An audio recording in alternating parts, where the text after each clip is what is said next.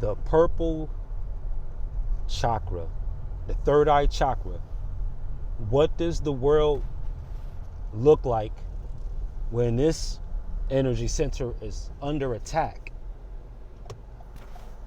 This is the nest of all psychological disorders, temporary and permanent. Is an attack on the crown chakra, not the crown, sorry. Is an attack on the third eye chakra.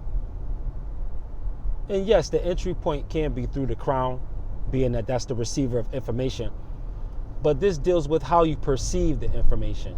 Now you're starting to take it, it's going from information that's pouring on your head to what you're allowing to stay in your head. You're deciding what goes in one ear and out the other versus what goes in either ear and stays in your mind. When this is under attack, that process is thrown out of whack. So everything might be real. This can come with delusions.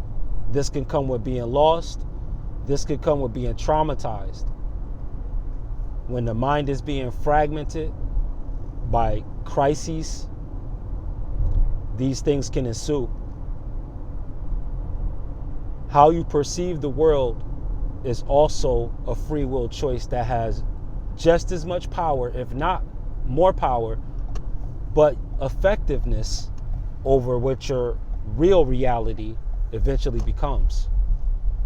The reason why we give up early, though, is because it's not always that way at first.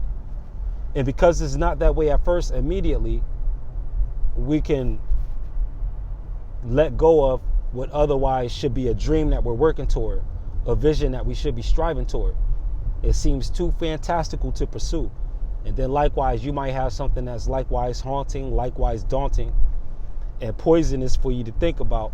What's the worst that can happen scenarios, and you end up attracting that because you have it on your mind all the time. There's nothing wrong with the universal law that's there. It's just which direction you point it in. The third eye chakra regulates the process dealing with the direction of that. Which way are you gonna guide your thoughts? On the left, to the right, straight? Are you gonna guide them up? Are you gonna guide them down? You understand that? Because to elevate your thinking is to keep things out of your mind that don't belong there. That's why they call it elevating your mind, because it's something that's coming on your crown that doesn't need to be there. It's not a gem, but it's dust, debris. You brush that off. You don't become gullible. What you don't want to be is a lemming, right? What they call, like, those yellow things from like the old video games. They were just happy-go-lucky, but they was walking straight off a cliff, and they would lest you guide them. So wisdom with good cheer will allow you to last longer here, you know what I mean, for the sake of rhyme. But Super T Sigma programming, in a nutshell, what would we call this? Protecting the grapes. Seeing that you would associate grapes with purple most of the time.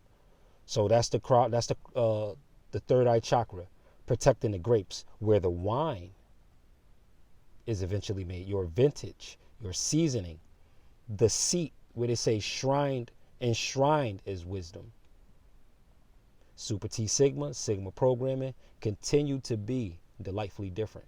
Peace.